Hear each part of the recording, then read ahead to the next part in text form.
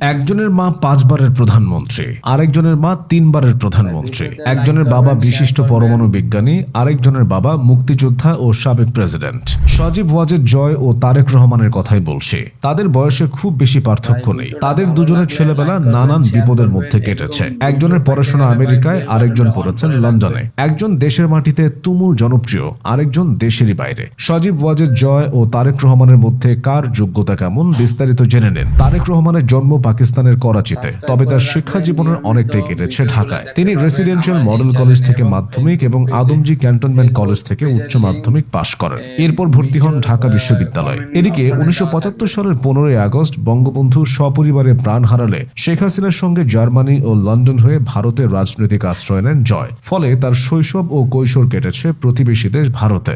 সজীব ওয়াজেদ জয় ভারতের নৈনিতালের Saint Joseph কলেজে পড়াশোনা করেছেন। এরপর তিনি যুক্তরাষ্ট্রে পাড়ি জমান। তিনি যুক্তরাষ্ট্রের the university of Texas at Arlington থেকে কম্পিউটার বিজ্ঞানে স্নাতক সম্পন্ন করেন। পরবর্তীতে তিনি হার্ভার্ড বিশ্ববিদ্যালয় থেকে লোক প্রশাসন বিষয়ে মাস্টার্স ডিগ্রি নেন। পড়াশোনার ক্ষেত্রে জয় তারেক রহমানের চেয়ে এগিয়ে আছেন। বিশ্বের সেরা সব প্রতিষ্ঠানে জয়ের পা পড়েছে। তবে রাজনৈতিক ব্যাপারে তারেক রহমান আবার জয়ের চেয়ে অনেক এগিয়ে আছে। তারেক রহমান 1988 সালে রাজনীতিতে নাম লেখান। প্রথমে তিনি বিএনপির গাবতলী উপজেলার প্রাথমিক সদস্য হন। এরপর বিএনপির বগুড়া জেলা কমিটিতে যোগ দেওয়ার মাধ্যমে চূড়ান্তভাবে এই অঙ্গনে তার পথ চলা শুরু হয়। 1991 সালের জাতীয় নির্বাচনের সময় তারেক রহমান সক্রিয়ভাবে বিএনপির পক্ষে সমর্থন জোগাড় করেছিলেন। তিনি বিএনপির জাতীয় প্রচার অভিযান কৌশল কমিটির সদস্য ছিলেন। পাশাপাশি তার মা খালেদা জিয়া যে 5টি আসনে প্রতিদ্বন্দ্বিতা করছিলেন, সেখানে নির্বাচনী প্রচারণা সমন্বয়ের দায়িত্ব পালন করেছিলেন। এদিকে রাজনীতিতে জয়ের আগ্রহ ও চেষ্টা কোনোটাই দেখা যায়নি। 2010 সালের 25 ফেব্রুয়ারি জয়কে পিতৃভূমি রংপুর জেলা আওয়ামী লীগের প্রাথমিক সদস্যপদ দেওয়া হয়। এছাড়া 2023 সালের 11 ফেব্রুয়ারি গঠিত হয় রংপুর জেলা আওয়ামী লীগের 101 সদস্য বিশিষ্ট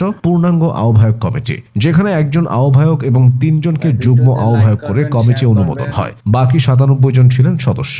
সজীব ওয়াজেদ জয়কে ওই কমিটির 1 নম্বর সদস্য করা হয়েছিল। আওয়ামী লীগ সরকারের সাথেও নানাভাবে যুক্ত ছিলেন জয়। তিনি 2019 সাল থেকে সাবেক প্রধানমন্ত্রী শেখ হাসিনার অবৈতনিক তথ্য ও যোগাযোগ প্রযুক্তি বিষয়ক উপদেষ্টা হিসেবে কর্মরত ছিলেন। এবার দেখা যাক তাদের দুজনের ভবিষ্যৎ কেমন। জয়কে আওয়ামী লীগের ভবিষ্যৎ কাণ্ডারি মনে করা হতো। সে পথেই তিনি এগোচ্ছিলেন। শেখ হাসিনা নিজেও জয়ের রাজনৈতিক সক্রিয়তার ব্যাপারে একাধিকবার কথা বলেছেন। 2022 সালে তিনি বলেছিলেন, জয় আমার পাশে থেকেছে, সহযোগিতা করেছে, কিন্তু আওয়ামী লীগের পতনের পর সব হিসাব বদলে গেছে। রাজনীতি করা তো দূর, দেশে আসাই জয়ের জন্য অসম্ভব হয়ে পড়েছে। তবে তারেক রহমানের বিষয়টা পুরো উল্টো। দীর্ঘদিন লন্ডনে থাকলেও তারেক রহমানই এখন বিএনপির বর্তমান ও ভবিষ্যৎ। অনেকে তো তাকে ভবিষ্যৎ প্রধানমন্ত্রীও বলছে। তারেক ও জয় দুজনই বিবাহিত, তবে তাদের বৈবাহিক জীবন আলাদা আলাদা।